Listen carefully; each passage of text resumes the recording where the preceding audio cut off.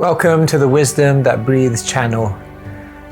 Across all our platforms, we try to share wisdom which is relevant and accessible to everyone. But on this particular platform, we go deeper into some of the ancient principles found within the scriptures. If you find some of the terminology difficult or inaccessible, then go over to our Keshava Swami YouTube channel where you'll be able to find other content which is perhaps more relatable. Thank you and enjoy the wisdom that breathes. From chapter number 1 of the Adi Leela, entitled The Spiritual Masters. And today we're reading from text number 38, and then we'll be reading until 43. So I guess I'll just read 38 to 42 myself, and then the last one we'll do together. Bhagavaner Bhakta Jata Shrivas Pradhan Tanshabara Pada Padme Sahasra Pranam. There are innumerable devotees of the Lord, of whom Shrivas Thakur is foremost. I offer my respectful obeisances thousands of times unto their lotus feet. Advaita Acharya Prabhur Amsa Avatar Tandrapada Padme Koti Pranati Amar. Advaita Acharya is the Lord's partial incarnation, and therefore I offer my obeisances millions of times at his lotus feet. Nityananda Roy Prabhur Swarupa Prakash Tandrapada Padma Vando Yandra Muidas. Srila Nityananda Ram is the plenary manifestation of the Lord, and I have been initiated by him. I therefore offer my respectful obeisances unto his lotus feet. Gadadhara Panditadi Prabhura Nija Shakti Tasabara Chalana Mora Sahasra Pranati. I offer my respectful obeisances unto the internal potencies of the Lord, of whom Sri Gadadhar Prabhu is the foremost. Shri Krishna Chaitanya Prabhu Svayam Bhagavan Tahara Padarvinde Ananta Pranam. Lord Shri Krishna Chaitanya Mahaprabhu is the personality of Godhead himself, and therefore I offer innumerable prostrations at his lotus feet. Okay, so 43 is there, so we can do together. Savarane Prabhure Koriya Namaskar. Savarane Prabhure Koriya Namaskar. Echayaten hoyaiche koriye vichar. Echayaten hoyaiche koriye vichar. Savarane Prabhure Koriya Namaskar. Echayaten hoyaiche koriye vichar.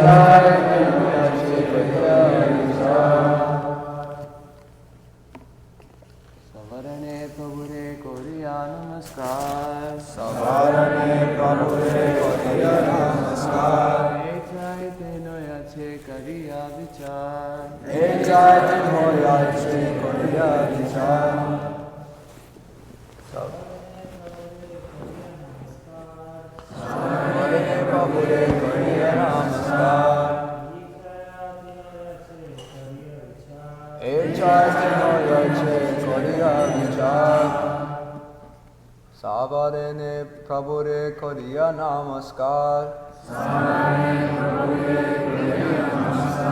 Ek Shaitan Hoyaiche Koriya Vichar.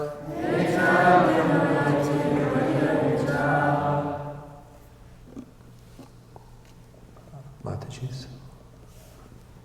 Savarane Prabhure Koriya Namaskar. Savarane Prabhure Koriya Namaskar. Echayanten Hoyaiche Koriye Vichar. Echayanten Hoyaiche Koriya Vichar. Savarane, Savarane, along with his associates, Prabhure, unto Lord Sri Chaitanya Mahaprabhu, unto Lord Sri Chaitanya Mahaprabhu, Koriya, having made, Namaskar, Namaskar, respectful obeisances, obeisances. A, these, Chaya, 6, Tenho, he, Yaiche, what they are like, Koriye, I make, Vichar, discussion. Translation and purport by His Divine Grace, Sri Bhakti Vedanta Swami Srila Prabhupada Ki Jai. Having offered obeisances unto the Lord and all of His associates, I shall now try to explain these 6 diversities in one. Purport. There are many unalloyed devotees of the Supreme Personality of Godhead, all of whom are considered associates surrounding the Lord. Krishna should be worshipped with his devotees. The diverse principles are therefore the eternal paraphernalia through which the absolute truth can be approached. Srila Prabhupada Ki. Om Ajnanatimirandasya Jnananjana Shalakaya Chakshurunmilitam Yena Tasmai Shri Gurave Namaha Shri Chaitanya Manobhishtam Stapitam Yena Bhutale Svayam Rupa Kadamayam Dadati Swapadantikam Vandeham Shri Guru Shri Yuta Padakamalan Shri Guru Vaishnavamscha Shri Rupam Sagrajatam Sahagana Raghunathanvitam Tam Sajivam Sadvaitam Savadhutam Parijana Sahitam Krishna Chaitanya Devam Shri Radha Krishna Padan Sahagana Lalita Shri Vishakanvitamscha He Krishna Karuna Sindhu Dinabandhu Jaganpate Gopesha Gopika Kanta Radha Kanta Namostute Tapta Kanchana Gaurangi Radhe Vrindavaneshwari Vrishabhano Sute Devi Pranamami Hari Priye Vancha Kalpatarubhyascha Kripa Sindhubhya Evacha Patitanam Pavanebhyo Vaishnavebhyo Namo Namaha Shri Krishna Chaitanya Prabhu Nityananda Shri Advaita Gadadhara Shri Vasadi Gaura Bhakta Vrinda Hare Krishna Krishna Krishna Hare Hare Hare Rama Rama Rama Hare Hare. So here we're beginning the Chaitanya Charitamrita. We are in Adi Leela. When the Lord appears as Sri Chaitanya Mahaprabhu is incredibly special.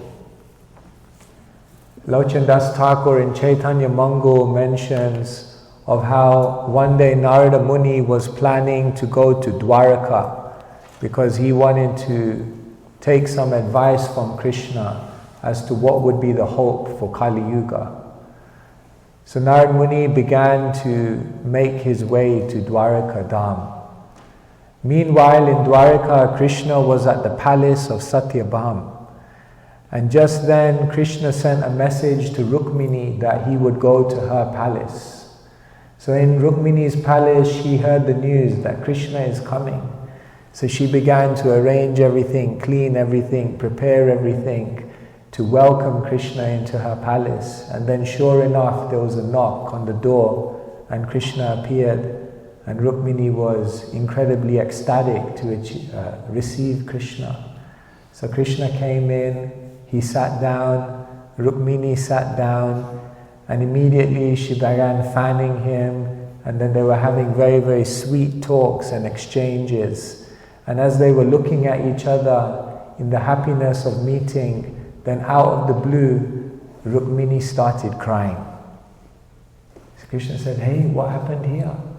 Everything was fine. We were having such a good time, and now you're crying. So Krishna looked at Rukmini and he said, what's wrong? What's the problem? She looked at him and said, you will never know. Krishna said, no. Vedaham samatitani vartamanani charjuna. I know everything. I know all living entities.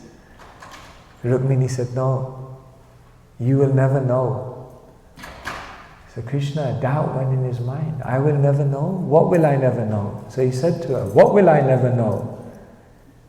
Rukmini looked at Krishna and said, you are here today and we're having such beautiful pastimes, but at one moment you'll leave. And you know when you leave, what that separation feels like? Krishna says, I don't know. Rukmini said, you'll never know. So therefore Krishna was humbled that day. He realized, there's something I need to learn. There's something more that I don't know about. So as this doubt was there in Krishna's mind, just at that moment, Narad Muni arrived. So Narad Muni knocked on the door. Krishna said, oh Narad Muni, you are here, please come in. So Narad Muni came in, Krishna received him very, very nicely. Krishna began to fan him, welcome him, honor him. Krishna began to have sweet exchanges with him, and they were smiling at each other. And then out of the blue, Narad Muni began crying. Krishna thought, my God, one of those days, huh? So then Krishna said, hey Narad Muni, what's the problem? You started crying. What's the difficulty? Narad Muni said, Krishna, you are here. But when you leave, Krishna swadham upagate dharma jnana dibisaha kalau nasta drishamesha. He said, when you leave, dharma and jnana also leaves. Kalau nasta, Kali Yuga begins and the world becomes enveloped by darkness. So Narad Muni said, I'm in complete anxiety. What will happen to the living entities in Kali Yuga? What will be the hope for them? Do you have a plan? Do you have an idea? Do you have a solution? Krishna said, no. Narad Muni left. Krishna left. And as Krishna was walking away from Rukmini's palace, these two doubts were in his mind. Number one, there's something I don't know. The love of Srimati Radharani and my consorts. And the second doubt was in his mind, what will I do for the living entities in Kali Yuga? And therefore in that moment, Lochan Das Thakur said, Krishna made a resolution that he will appear in Kali Yuga as Sri Chaitanya Mahaprabhu, and he will appear specifically to fulfill these two purposes. Because he will come for his internal purpose, which is to understand the love that Srimati Radharani has, and therefore Radha, Bhava, Duty, Suvalitam, Krishna Nomi, Swarupam. That Krishna will take the Radha Bhav, the mood of Srimati Radharani, and he'll come to this world. And then the second thing is that, yes, experiencing the heart of Srimati Radharani, which is a heart of compassion, he will then provide a means and a way by which the living entities of Kali Yuga can escape from Kali Yuga. And that is the external reason why Mahaprabhu comes. So this beautiful story is given by Lochan Das Thakur in Chaitanya Mangal to explain the events which preceded the Lord coming as Sri Chaitanya Mahaprabhu, and why the Lord decided to have an internal and external reason when he appeared. So here in the beginning of Chaitanya Charitamrita, we are hearing about all this wonderful philosophy. It's very interesting when you open the Chaitanya Charitamrita. Of course, Srila Prabhupada said Chaitanya Charitamrita is just like a Bengali sweet. It doesn't matter where you open it, it will be sweet, it will be relishable. But when you open the first chapters of the Adi Leela, it's incredibly philosophical. Because the first 12 chapters of the Adi Leela are a Mangalacharan. They are giving a philosophical basis to the pastimes that we're about to hear. You see, in order to fully relish the pastimes of Sri Chaitanya Mahaprabhu, one must first understand philosophical truths about the identity of Sri Chaitanya Mahaprabhu. I remember hearing about Sri Chaitanya Mahaprabhu's pastimes, and then I said at one point to my spiritual master, I like Krishna's pastimes, but I can't relate to Gaura Leela. I can't relate to it, just like, I don't understand it, it doesn't. And then my spiritual master said to me, before Gaura Leela, understand Gaura Tattva. You must understand the truth of Sri Chaitanya Mahaprabhu, his identity, his speciality, his magnanimity. And when you understand all of those things and you read the pastimes, then it makes more sense. And therefore, the devotees are never lazy when it comes to trying to understand philosophy. Kaviraj Goswami says this, Siddhanta boliye chite nakara alash iha hoite Krishna lage sudrida manash. He says, Siddhanta boliye chite nakara alash. Don't be lazy when it comes to understanding philosophy or Siddhanta. Because by understanding philosophy and Siddhanta, iha hoite, by that endeavor, Sudrida Manash, the mind becomes very, very strong. Krishna lage, and then you can fix it on Krishna very, very easily. And so the beginning of Chaitanya Charitamrita is like that. Just like when you have a meal, often in Bengal, before you get the main course, they give you shukta, isn't it? And it's, if you don't know, then it just looks like a nice green sabji and you ask for lots of it. And then when you take one bite, you realize, oh my God, this is so bitter. But that is necessary, because then when one prepares their digestive system in that way, then they can relish the rest of the meal. So the first 12 chapters of the Chaitanya Charitamrita are Mangalacharan.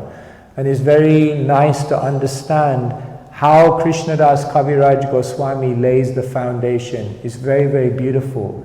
In chapters 1 and 2, he establishes why is Chaitanya Mahaprabhu the Supreme Lord. He establishes the divinity of Sri Chaitanya Mahaprabhu. And then in chapters 3 and 4, what Kaviraj Goswami does is he teaches us what is the internal and the external reason why Sri Chaitanya Mahaprabhu comes here. And then in the 5th, 6th and 7th chapter, what Kaviraj Goswami does is he tells us who are the main associates of Sri Chaitanya Mahaprabhu. So he goes through the Panca Tattva. And then in the 8th chapter, what Kaviraj Goswami does is he tells us how was the Chaitanya Charitamrita documented. How was it that Krishnadas Kaviraj Goswami got all the information to write this book? And then in chapters 9, 10, 11 and 12, Kaviraj Goswami tells us all the devotees who continued the legacy of Sri Chaitanya Mahaprabhu after he left this planet, because he describes the Bhakti Kalpataru, or the tree, or the desire-fulfilling tree of the Vaishnavas. So basically, once you read the first 12 chapters of the Chaitanya Charitamrita, number one, you know who is Chaitanya Mahaprabhu. Number two, who are Chaitanya, what is the reason that Chaitanya Mahaprabhu appeared? Number three, you know who are all the associates, the main associates of Chaitanya Mahaprabhu. Number four, you know how was Chaitanya Mahaprabhu's life and times documented. And number five, you know what happened after Chaitanya Mahaprabhu left this world and who were all the devotees that continued his legacy. So here in the Adi Leela, we are hearing about the Panca Tattva. The Panca Tattva are 5 manifestations of Krishna in this world. Whenever the Lord appears, whether it's as Sri Chaitanya Mahaprabhu or even whether it's as Krishna, these 5 tattvas always appear. Krishna appears, but then along with Krishna, Krishna's expansions also appear. Along with the expansions, Krishna's Shaktis always appear. Along with that, Krishna's devotees, the Jiva Shakti, also appears. And Krishna's incarnations also appear. So the expansion, the Shakti, the incarnation, and the devotee, all of these appear when Krishna appears in this world. And so when Krishna appears as Sri Chaitanya Mahaprabhu, then the expansion is... Who's the expansion? Nityananda Prabhu. Who is the incarnation?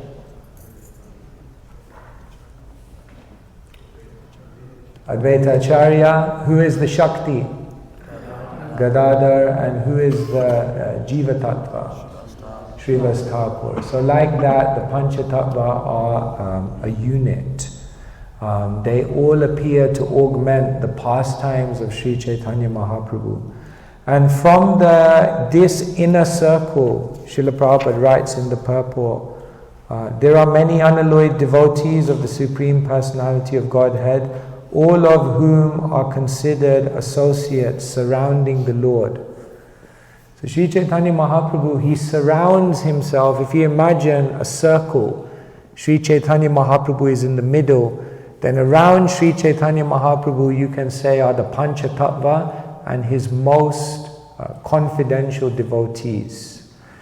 But Sri Chaitanya Mahaprabhu, he doesn't want to just limit his mercy to his immediate devotees. And therefore what Mahaprabhu does is from his immediate associates, he then expands his circle of influence and embraces the whole world. You see, Sri Chaitanya Mahaprabhu has very long arms. Ajanulambita bhujo kanakavadato sankirtane kapitaro kamalaya daksho Vishvambaro dvijavaro yugadharma palo vande jagat priyakaro karunavataro. Vrindavan Das Thakur very, very beautifully explains the identity of Mahaprabhu. But in the very first line he says, Ajanu lambita bhujo kanakavadato. If you ever meet a person who stands up, puts their hands down straight, and their hands reach all the way to their knees, you can understand this is a great personality. You can try if you like, stand up and see. I don't think it will be so. We're lucky if it may reach our waist. But if someone's hands reach their knees, then you can understand this is the sign of a Mahapurush, a great person. So Vrindavan Das Thakur says Sri Chaitanya Mahaprabhu's arms reach down to his knees. But this is also very, very significant, the commentators say, because Mahaprabhu wanted to embrace the whole world. So if you have longer arms, you can embrace more people. So if you look, Sri Chaitanya Mahaprabhu is in the middle and his immediate associates are there. But through Mahaprabhu's pastimes with the Panca Tattva, what they're basically doing is expanding to circles of individuals who are further and further away, but he's touching their hearts in a deeper and deeper way. So for example, the Panca Tattva are here, right in the middle, and then the next ring of people that Mahaprabhu catches into the Sankirtan movement are the 4 Vaishnav Sampradayas. So there is the Nimbarkas, there is the Ramanujas, there is the Vishnu Swami, there is the Madhavas. And if you look at Mahaprabhu's pastimes, then he basically connects and converts all of them. Because Sri Chaitanya Mahaprabhu goes to Udupi, and in Udupi he transforms the Madhavas, the Tattvavadis. Which personality from the Ramanuja Sampradaya does Mahaprabhu touch? Yes? Vyankatabhata, yes, of course, in Sri Rangam.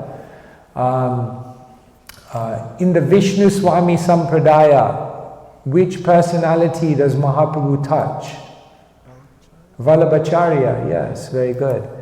And in the Nimbarkas, in the Nimbarka Sampradaya, which personalities does Mahaprabhu touch and convert? He becomes extremely humbled.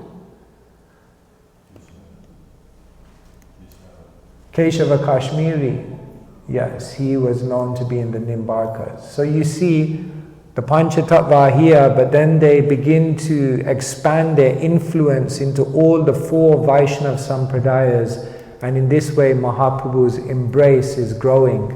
But then beyond the 4 Vaishnava Sampradayas, there is an even further circle away, which are the non-Vaishnava Vedic followers.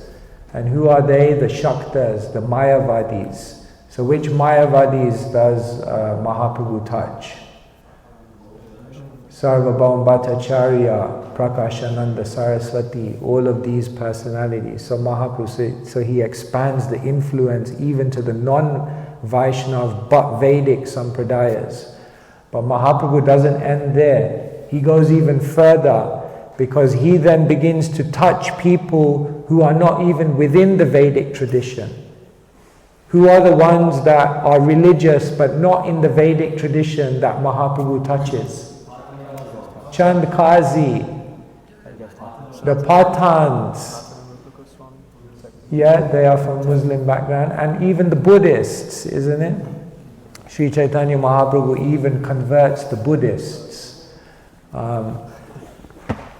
It's probably the most violent thing that happens in the Chaitanya Charitamrita, because they get that plate, right? And then the plate falls on his head and he begins bleeding. So yes, so can you see the Panca Tattva, the immediate associates, the Vaishnava Sampradayas, the non-Vaishnava Sampradayas, and then the other religions, and then Mahaprabhu goes even further, and who does he embrace even further than that? That comes later. Yeah, those who have fallen from the path, those who are offensive, those who are nindakas, those who are pashandis, those who are averse, those who are inimical and show so much animosity, Mahaprabhu even affects them. And then Mahaprabhu goes even further, and then he goes for the animals. And then in the animals, of course, we know that dog, right? Shivananda Sain's dog. And not just that, Mahaprabhu goes through which forest? Jarikanda. And there he gets all the tigers into it. The tigers, the elephants, the deers, the birds. Everyone is somehow or other engaged in the Sankirtan movement. So like this, the influence of the Panca Tattva is incredible. Kaviraj Goswami says, "Say Panca Tattva mili prithivi ashiya, purva prema bandarera mudra ugadiya, panch mili lute prem kare ashwadhan, jata jata piya trishna pada anukshan." He says, say Panca Tattva mili prithivi ashiya. When these 5 personalities met on the planet of the earth, when they came together, Purva Prema Bandarera Mudra Ugadiya, there was a treasure house that had previously appeared, but when 5 of them came, Lute Prema Dhan, they broke open that treasure house that had previously come but was inaccessible to the world. And what did they do? Jata Jata Piya. They began to drink it, to taste it, to relish it, to experience that love, that incredible gift of Krishna Prem. And then they began distributing it without consideration. Patra patra vichar nahi stan stan, je jane paye tane kare prem adhan, lutiya kaiya dhiya bandara ujade, ascharya bandara prema shataguna bade. Kaviraj Goswami explains, not considering this place or that place, this person or that person, they simply, wherever they went, they infected people with love of God. So like this, the Panca Tattva are very, very special. And Swarup Damodar, one writer, says this. I've never read it myself personally, but it makes sense, so I'll share it with you. He says that Swarup Damodar explained that each of the Panca Tattva offer a different shelter, a different ashraya, offer us a different gift. He says that Sri Chaitanya Mahaprabhu is the rasa ashraya. He is the abode of rasa, of taste, of relish, of transcendental experience. He says Nityananda Prabhu is the prema ashraya. He's the abode of love. Gadada Pandit is the bhava ashraya. He is the one who is the abode of transcendental emotion, emotional experience. Advaita Acharya is the Pancharatriki Vidhi Ashraya. He is the abode of worship to the Supreme Lord in his Archa Vigraha. And Swarup Damodar says that Srivas Thakur is the Shuddhanam Ashraya. He is the abode of the pure name of Krishna. So this is very, very interesting. That Sri Chaitanya Mahaprabhu is the Rasa Ashraya. So he is the abode of Rasa. Because we know, Prem Ras Nir Yas Korite Ashvadhan Raga Marga Bhakti Loke Karite Prachar. That he had come to taste love. That was his primary purpose. And so when we approach Sri Chaitanya Mahaprabhu, we're praying that we may be able to give up the lower rasa and taste the prema rasa, taste that love. And therefore the prayer to Chaitanya Mahaprabhu is like that, for love, for that relish of love. Kaviraj Goswami says like that, Prema dhana vina vyartha daridra jivan dasa kori vetan more deha prema dhan. So he goes in front of Mahaprabhu and he says, Prema dhana, if I don't have this taste of love, then I am considered a very impoverished living entity. Therefore I beg you, make me your servant. And as my salary, all I pray for is this taste of love. The prayer to Nityananda Prabhu, who is the Prema Ashraya. Nityananda Prabhu is the abode of Prema. He has such overflowing love for Krishna that his love is so overflowing that he is distributing that love copiously. I remember we were in a class once and someone put their hand up. Jai Thakur Maharaj was giving the class. And someone said, how do I get the mercy of Nityananda? And Jai Thakur Maharaj looked back at the person and said, how can you escape the mercy of Nityananda? There's no question of trying to get the mercy, because he is Premananda Sukhi. He is experiencing so much prema that is overflowing. And therefore Nityananda Prabhu, we're praying to him for that magnanimity, for that compassion, for that love, for that incredible spirit of sharing Sri Chaitanya Mahaprabhu with everyone. When we turn to Gadada Pandit, he is the abode of emotion, transcendental emotion, Bhava Shraya. We know that Gadada Pandit in Jagannath Puri, he was reading Srimad Bhagavatam every single day, isn't it?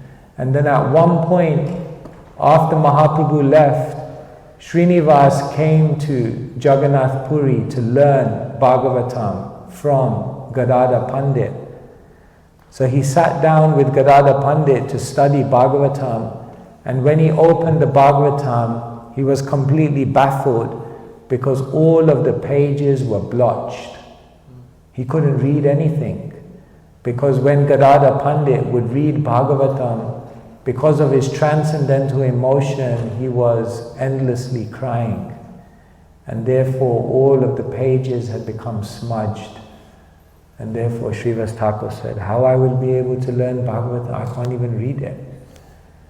So then Gadada Pandit told him to go to Sri Hatha, I think it was, and get a copy. So this is bhava. transcendental emotion. Muhuraho rasika bhuvi bhavuka. Who can relish Bhagavatam? Who can relish the name, fame, form, qualities, pastimes of Krishna? Someone who has bhav. So of course, Gadada Pandit, Srimati Radharani, she is the embodiment of Mahabhav. Who can have more bhav than Gadada Pandit? So when we go to Gadada Pandit, we also pray like that. Allow me to become more sensitive to spiritual stimuli so I can actually relish Krishna's Tannama Rupa Charitadi Sukirtananu.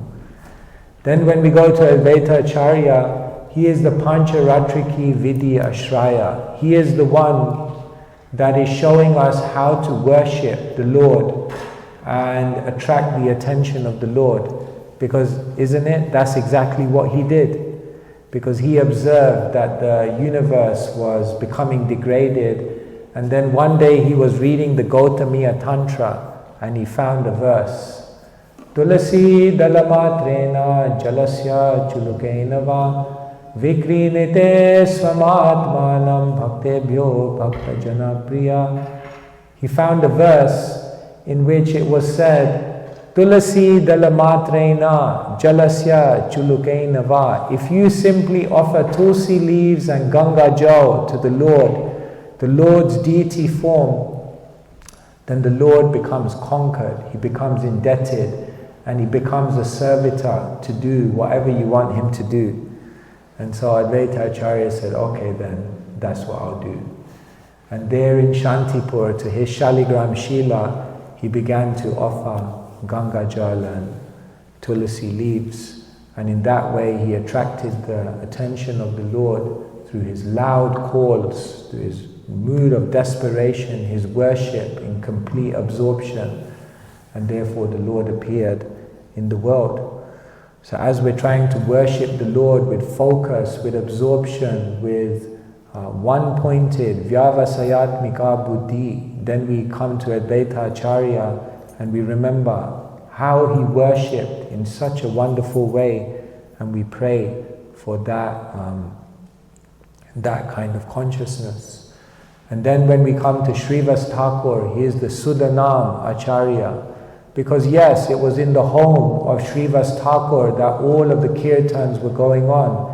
It was in the home of Srivas Thakur that all these amazing pastimes with the holy name were manifesting, all these miracles.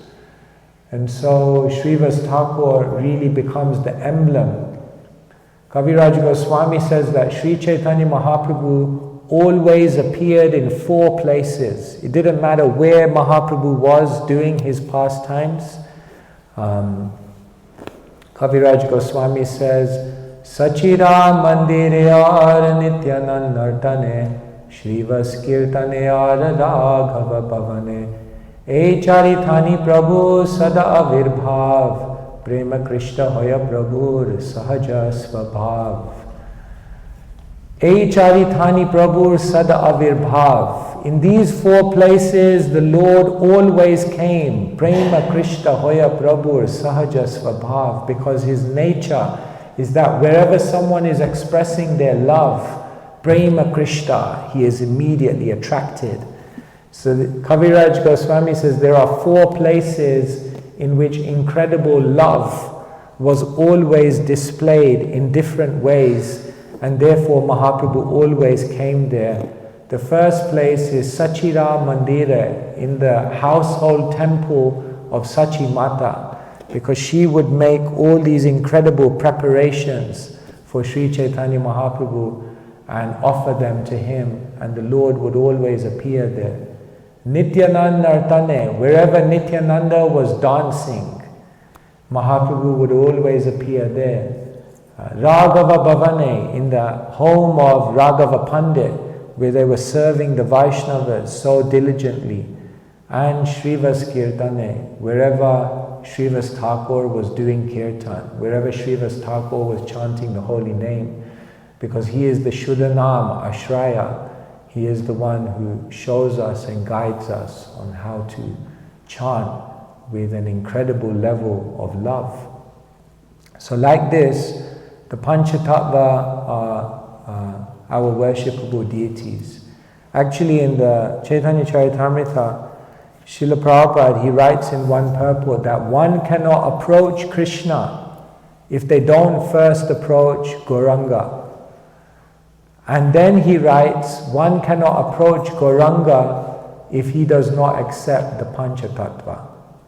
Because the Panca Tattva, they are the ones giving access to Gauranga.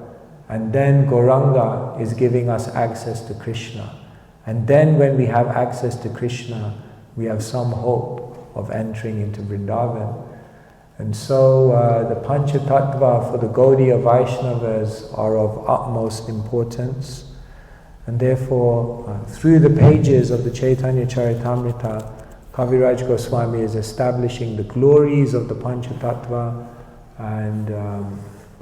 and how we must establish a deep relationship with the Panca Tattva, understanding each of their identities and the different gifts that they can give us through their life and through their example. Hare Krishna, Krishna Krishna, Hare Hare, Hare Rama, Rama Rama, Hare Hare. Shri Chaitanya Charitamrita ki. So I guess we have 10 minutes. If there are any questions or comments, or if anyone would like to know more about anything, we can try and have a little discussion. Yes, Yashoda Dilatu. You could mention also that he also reached the stones. He also reached the stones. Yes. You want to explain? I think you can. Yeah, of course, even the stones were melting. I think even Lochan Das Thakur says that in his song, Pashu Paki Jure Pashana Vidare, that the birds, the beads, even stones melt. So yes, Sri Chaitanya Mahaprabhu his love was so strong, his love was so overflowing, that anyone who came in contact. Actually, Bhaktivinoda Thakur, he says that there could be many arguments of why Sri Chaitanya Mahaprabhu is God. There could be many, many pramans or many, many evidences that one could give to prove that Mahaprabhu is God. This Purana, that Upanishad, this Shastra, that astrological consideration. But he says the main reason why Mahaprabhu is God is because of the incredible love that he displayed in his own character and the incredible love that he was able to awaken and ignite within everyone he came into touch with. So that level of transference of prema had not occurred at any time in any situation. So yes, Sri Chaitanya Mahaprabhu was able to transform all kinds of living entities by his love.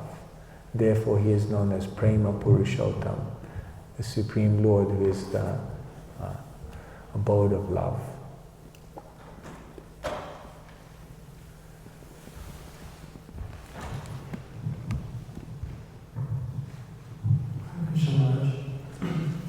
I had a question regarding, I really liked how you did this outline, Chaitanya Mahaprabhu, I guess you could say, waves of expansion. And when you were mentioning the four Vaishnava Sampradayas, I was curious, especially on just like an example of Vallabhacharya. As far as I know, a lot of the followers are actually more absorbed in kind of like a Bal Gopal. yeah, in worshiping Balagopal and parental type bhava and mood. So I was wondering, like, is there a specific reason for that? Because Chaitanya Mahaprabhu also came to give Madhurya Ras specifically. Of course, every other you could say is also a sense of perfection, but I was wondering if there's a reason for that. Yes. So, Vallabhacharya, of course, he came in contact with Sri Chaitanya Mahaprabhu. And Sri Chaitanya Mahaprabhu, of course, we know he chastised Vallabhacharya because Vallabhacharya had said, that, please read my commentary. and he had made a statement that he was superseding Bhavarta Deepika, or the commentary of Sridhar Swami. And so Sri Chaitanya Mahaprabhu did not appreciate that. Vallabhacharya was coming in the Vishnu Swami line. And so in the Vishnu Swami line, that rasa tattva, that understanding of the conjugal relationship with Radha and Krishna, that is not explored in that way. And so what we find is that some came in contact with Mahaprabhu and they were touched, but they didn't necessarily change their rasa or their relationship with Krishna. For example, Mahaprabhu meets a Ram Bhakta and he gets converted and he becomes a Krishna Bhakta. But when Murari Gupta comes in contact with Mahaprabhu, no matter how much he tries, he still cannot give up his Ram Bhakti. And then Mahaprabhu in the Mahaprakash Leela reveals to him, no, it's okay, you are Hanuman, so it's allowed. So everyone is being touched by Mahaprabhu, but some are changing their rasa, some are not changing their rasa. So in the case of Vallabhacharya, he very much continued with that Siddhanta of the Vishnu Swami line. And therefore you find the Vallabhites, the Pushti Marg, even today they are worshipping Gopal. That's the same Gopal that Madhavendra Puri discovered at the foothills of Govardhan. But they are very much approaching Gopal in the mood of parental love. And therefore they don't have temples, they build havelis. Because they don't see the temple as a place of awe and reverence worship to Gopal, but they see the temple as a haveli or as the courtyard of Nanda Maharaj. They call it the Nandalaya. And so it's very, very beautiful if you see the worship in Nathwar of how Gopal is worshipped by them. But the reason for that is because, yes, Vallabhacharya continued that mood of worship that he received in his line, although of course he was touched by Mahaprabhu, and later on it said that he even took initiation from Gadadhar Pandit. Thank you.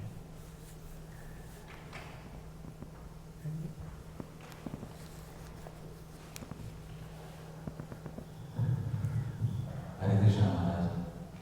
So my question is like how to bring consistency in chanting and reading the scripts. Like I am into Krishna Magic from last few years, 2-3 years, and I see there's no consistency. It's like ups and downs. Sometimes I do chanting and read scripts and also see videos on YouTube. But it looks like it goes for a week and then suddenly it comes down and I stop chanting also, and then after a few days suddenly I don't know, from somewhere I get inspiration and start chanting and fall. So it's like there's no consistency, it's ups and downs. So I don't know if I was like that in my studies also, like I used to just don't have that much interest. So it's like some kind of pattern, or I have to keep trying like this. So people often ask this question, how can I become more determined? How can I become more disciplined? How can I become more focused? You have all these qualities within you. Otherwise you couldn't have achieved what you've achieved in your life. You have a good job, that required discipline, that required determination, that required you to make a sacrifice. Even when you don't want to go to work in the morning, you turn up because you know it counts. So you have it within you. Everyone has it within them to be disciplined, to be determined. But the problem is we don't have it for spiritual life. We have it for material life, but we don't have it for spiritual life. So that means the capacity is there, but now you have to transfer it. And that means you have to become more convinced about the absolute urgency of Krishna consciousness. That one time, Harivilas Prabhu, Srila Prabhupada's disciple, he asked, what is humility? And Srila Prabhupada said, humility means to know that your money will not save you, your education, your power, your possessions, your material situation in this world, to know that none of that will save you, only Krishna's mercy will save you. And so urgency comes about, discipline comes about when we understand the incredible importance of Krishna consciousness. This is not a side activity. This is not an add-on to your life. This is not just a cursory, cultural and traditional thing that you do that's part of your life, but this is the goal of life. And one has to become convinced about that. And how do you become convinced about that? Therefore, reading the Shastra, associating with the devotees, and then becoming very, very thoughtful.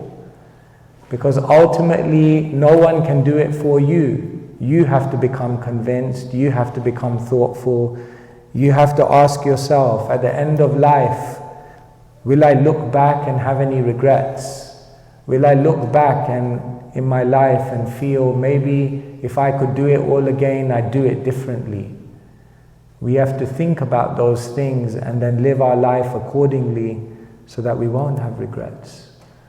So how do you become disciplined? I could give you many practical tips, but the root of it is you have to become convinced. And that conviction comes through svadhyaya, study. That conviction comes from sangha, association with people who are convinced. And ultimately, that conviction comes from becoming thoughtful, becoming reflective, becoming very introspective, and asking yourself, what do I want to do with my life? What would I consider a successful life? And then based on that, you have to make your decisions about what you do when the alarm clock goes off in the morning.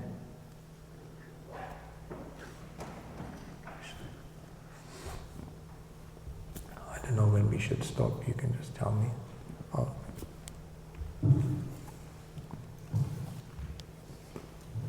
Please pardon me because it's not a question. Very, very small comment. My own personal experience. Every day I think about death. I think about death. I think if this body falls away after the end of this morning, of this day, how do I want to spend the moments, even though our self will never die?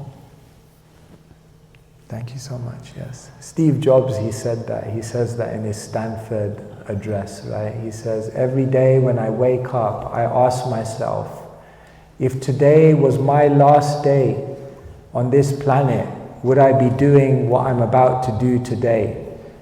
And then he said, and when the answer is no for too many days in a row, then I know I need to change something. So yes, it is actually very interesting in Vedic culture. That's why the yogis put ash on their body. That's why the yogis meditate in front of the funeral pyres, because they're constantly meditating on death. In fact, even Krishna says that in the Bhagavad Gita. He says, Janma mrityu jara vyadi dukkha dosh anudarshanam. If I say to you, Prabhu, go and take darshan, then the first thing that will come to your mind will be to come in front of Radha Govinda and take darshan. So that's very good. But Krishna says every single day you should have another type of darshan. Janma mrityu jara vyadi. You should see that this world is full of disease, old age and death. Basically, you should see that this world is a complete disaster zone. And when you look around and see the precarious situation, Kamala dala jala jivana tala mala, my life is like a drop of water which is tottering on a leaf, is so volatile that at any moment it can just boom. And when that realization comes, then one realizes, yes, I should focus on first things first, most important things.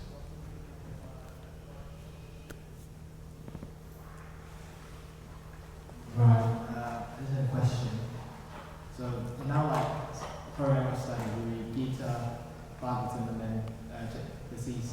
So I was just wondering, if we were trying to establish a connection with the Panca Tattva first, then with the question, why don't we study the CC first and interactions? Of course, Srila Prabhupada's books are so incredible that even before you read the Chaitanya Charitamrita, you're already hearing about the Panca Tattva. Because in Srila Prabhupada's lectures, in Srila Prabhupada's purports, in the Chaitanya, in the Bhagavad Gita, in the Srimad Bhagavatam, he's already talking about the Panca Tattva. So therefore, from day one is introduced to the Panca Tattva. In fact, at 26 2nd Avenue, if I'm not mistaken, there was a picture of Panca Tattva that was painted there, right? So from day one, we are introduced to Panca Tattva. But then yes, the deeper truths of the Panca Tattva are also made available in Chaitanya Charitamrita. But even before one reads Chaitanya Charitamrita, you can also, there are other smaller books about Sri Chaitanya Mahaprabhu that you can read. For example, there was one book that, I don't know if it's still in print nowadays, but it's called Lord Chaitanya in 5 Features. So that was all about the Panca Tattva. Or if you read teachings of Lord Chaitanya, already you're learning so many things. So, therefore we don't need to wait, we can still learn, and every day before we chant the Maha Mantra, we are remembering the Panca Tattva. So like that. But yes, but if you feel inspired, just read the Chaitanya Charitamrita, no problem. But of course, if you have the foundation of the others, you will be able to enter into it more deeply. Okay. Alright, I think we should end there. Time is going. Thank you so much. Sri Chaitanya Charitamrita ki jai, Srila Prabhupada ki jai. Swayam Bhagavan Keshava Maharaja ki jai.